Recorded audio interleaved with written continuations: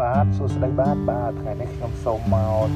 បង្ហាញកន្លែងចិញ្ចឹមត្រីក្រំលើដំបូលផ្ទះបាទអញ្ចឹង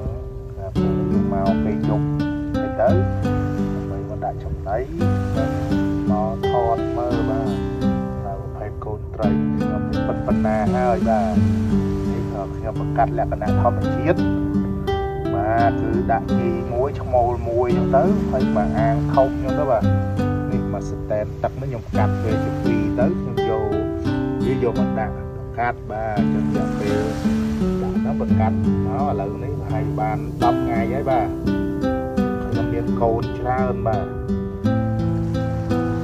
តាមចោលតាមកផ្លោកបាទបាទវាមកយូរស្អាតណាស់បាទ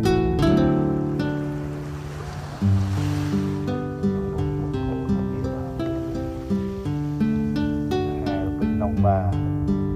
ធំដែរហើយបាទខ្ញុំឃើញថាវារស់បានច្រើនដាក់លក្ខណៈធម្មជាតិចឹងបាទដំណើរបាទទៅបាទធំហើយនិយាយឈ្មោះខ្ញុំ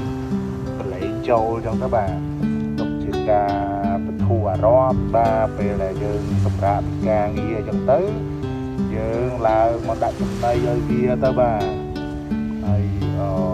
ក៏វាអាចរកចំណូលបន្ថែមដែរបាទកូនទៅធំតិចហ្នឹងគឺខ្ញុំបានចាប់វាយកទៅលក់ហើយបាទ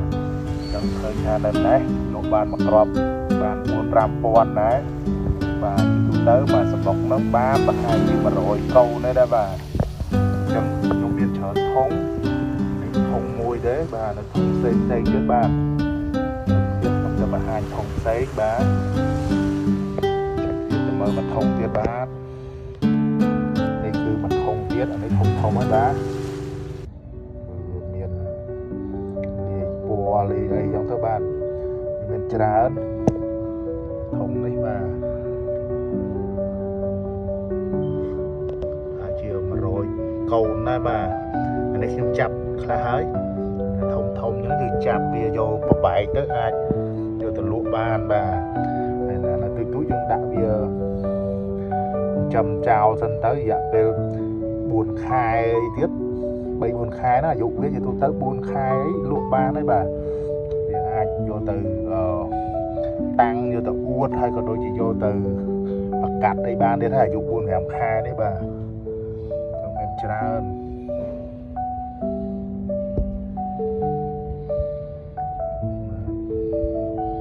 យុគអញ្ចឹងទៅចូលទៅសម្រាប់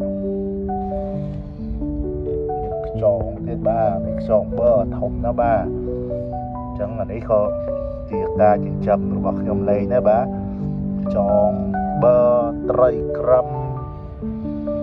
មានត្រី7 ពណ៌គំនានដែរបាទមានច្រើនសារខ្ញុំនៅនេះខ្ញុំប្រកាត់ច្រើនមានធំផ្សេងទៀតដែរបាទ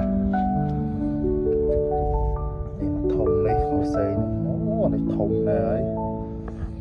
មកសបុកនេះដាក់ក្រោយទេប្រហែលជា2 ខែទេแล้วឃើញវាធំណាស់ហើយបាទមានច្រើនទៀតបាទមកធំនេះនៅប្រហែលជា 4-10 គ្រាប់ទេបាទมันធំណាស់ហើយបាទក្នុងពេលនោះប្រកាត់ចឹងទៅវាហៀចេញខ្លះបាទដាក់មកធំតូចហ្នឹងអញ្ចឹងនៅសល់ប្រហែលជា 4-10 គ្រាប់ទេបាទមានច្រើនបាទនឹងមានអាធំផ្សេងទៀតបាទចាំតិចទៀតខ្ញុំទៅបង្ហាញបាទនេះបាទមកធំនេះបាទប្រភេទ Hasmoon Galaxy បាទខ្ញុំប្រកាសបានធំមកធំនេះបានកូនច្រើនបាទទៅដល់ណាហើយកូននេះបាទអូនោះបាទមានពណ៌សដូចបាដែរបាទស្អាតច្រើនបាទក៏មាននៅនេះដែរអូនេះមានលាយបាទត្រីក្រឹមក៏មានភេទខ្យងនេះក៏មានដែរបាទច្រើនបាទមានច្រើនធំទៀតបាទអរគុណបាទនេះគឺជាកន្លែងបន្ធូរអារម្មណ៍របស់ខ្ញុំហើយបាទយប់ឡើងហាត់ប្រាណបន្ទាប់ពីហាត់ប្រាណហើយយើងដាក់ចំណីឲ្យត្រីបន្ធូរអារម្មណ៍ខ្យ cho là cả là o nó bát tập tập hiệp lời tập hộp tia ba này ba lời tập hộp tia dưới những ai phơi chân tới ba